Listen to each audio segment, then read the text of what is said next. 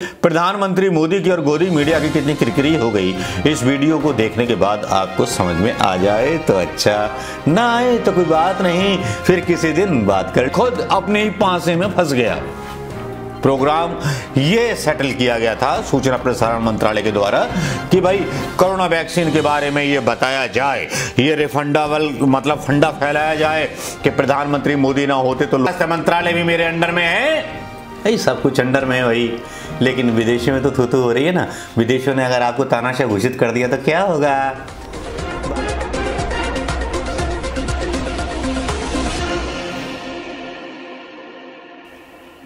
अजय अमर मोदी जी, जी हाँ, अजय अमर मोदी जी, वो महान नेता, वो महान राजा जिसने भैया वैक्सीन लगवा दी, कोरोना से जान बचवा दी।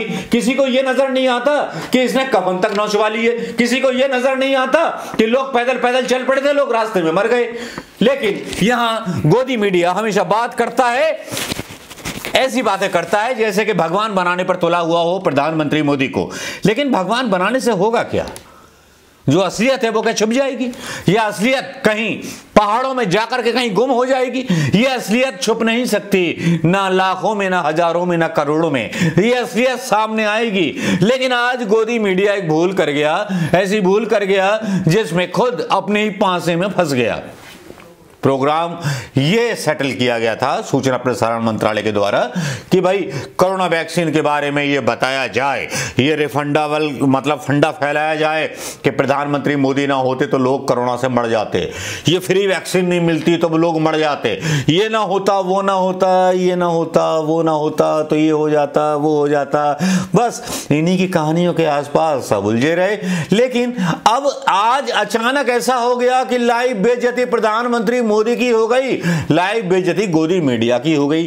भाई कैसे हो गई, क्यों हो गई? एक ऐसा वीडियो आ गया, गोंदिया साहब गणेश गोंदिया ने बोला कि बीजेपी ने 7 सालों में ऐसा कोई नया काम नहीं किया।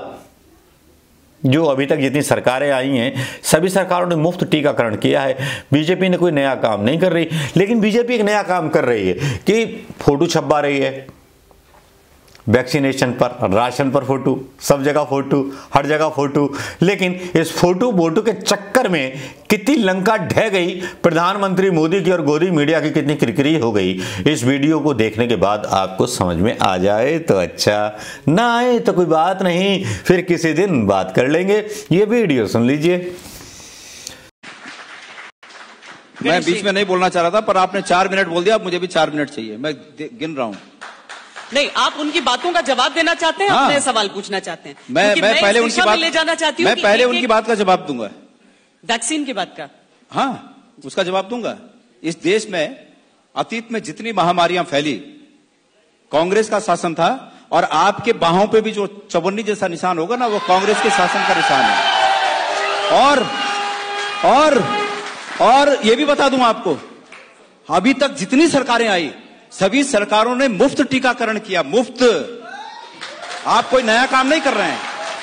हाँ, ये जरूर है कि पहली बार हो रहा है कि अगर टीका भी लग रहा है तो उसमें प्रधानमंत्री जी की फोटो पहले दिख रही है कि भाई ये ही हैं, ये हैं करके आप बचे हो, ये नहीं रहेंगे तो ये जबरदस्ती किसी के मनस में बिठाया जा रहा है कि ये हैं करके ये टीका आया। और टीका कहां बना?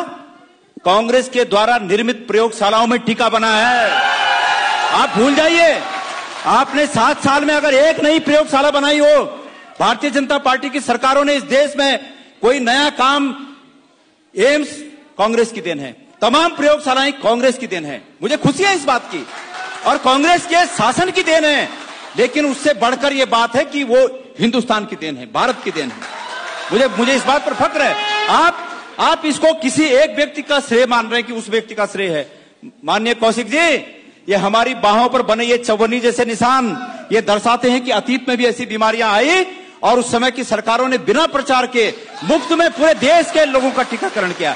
अब आप विकास की बात कर रहे हैं, आप बड़े जोर शोर से कहते हैं कि ऋषिकेश से और कर्णप्रयाग की रेल लाइन हमारी उपलब्धि है। आपकी खाक उपलब्धि है, आप दूसरे के कामों पर कब्जा करने की कोशिश कर रहे हैं। आपको याद दिला दूं, और यह कोशिश नहीं होनी चाहिए। हम इस कोशिश का पुरजोर विरोध करेंगे। आप विकास करिए, वो विकास कार्यों के नाम लीजिए, हमें खुशी होगी। लेकिन ऋषिकेश कर्णप्रयाग रेल लाइन एंटनी जी ने उसका शिलान्यास किया, यूपीए 2 की सरकार में उसके लिए बजट पारित हुआ, काम चालू हुआ। अब आपके समय में वो पूरा हो, अच्छी बात है, लेकिन दूसरे के कामों पर श्रेय मत लीजिए। ये वीडियो आपने सुन लिया होगा दोस्तों, देखिए ना कितना अच्छा रोग आया है कोरोना। कभी थाली डंडा मचा करके उसको राष्ट्रीय इवेंट बनाया जाता है, और जब लाइव डिबेट होती है तो कोई प्रवक्ता गोदी मीडिया की और प्रधानमंत्री मोदी जी की पिछवाड़े से ले लेता है, और इतनी बुरी तरह लेता है कि गोदी मीडिया जो है शर्मा करके झुकने का स्थान ढूंढता है, जवाब देने की कोशिश करता है। लेकिन ये कोरोना महामारी एक ऐसी है जिसके नाम के सहारे प्रधानमंत्री मोदी ने पता नहीं कितनी स्टेटों में चुनाव अपनी मर्जी से कराए नहीं कराए। सत्ता का भूखा है ये आदमी। देखिए ना, मोदी जी को कोरोना हुआ नहीं, बाकी सबको हो गया, इनके किसी भी आसपास के सिक्योरिटी गार्ड को नहीं हुआ। सोचिए क्या गाइडलाइन जारी की गई होंगी। देश बर्बाद हो चुका है, देश के एसेट्स बेच चुके हैं, लेकिन इनको शौक है कि कोरोना के टीके हमने मुफ्त लगवाए।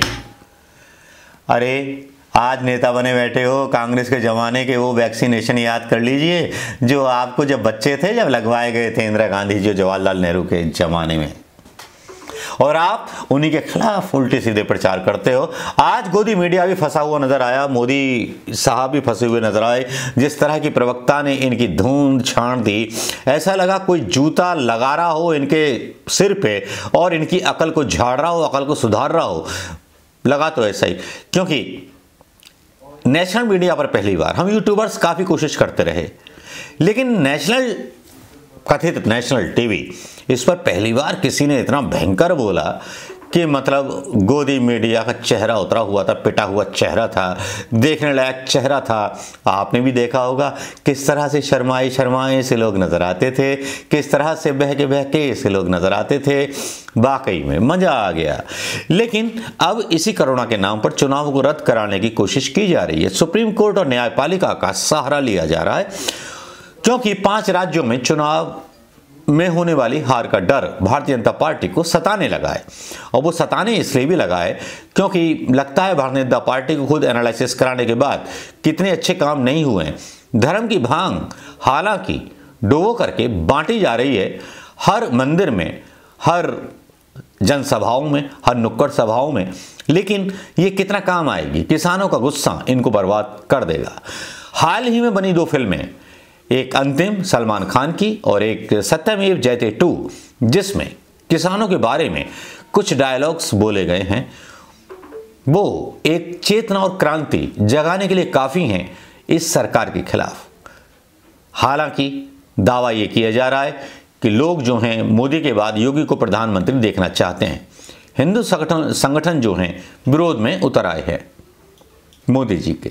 बहुत सारी कलेश होने वाले हैं जहां कोरोना के नाम पर मोदी जी देश में फिर से चुनाव रद्द करने की कोशिश कर रहे हैं, वहां दूसरी तरफ वैक्सीनेशन पर जहां पर पूरी तरह से सरकार कामयाब नहीं है, वहां एक तरह से मतलब ताज पहनने की तैयारी में।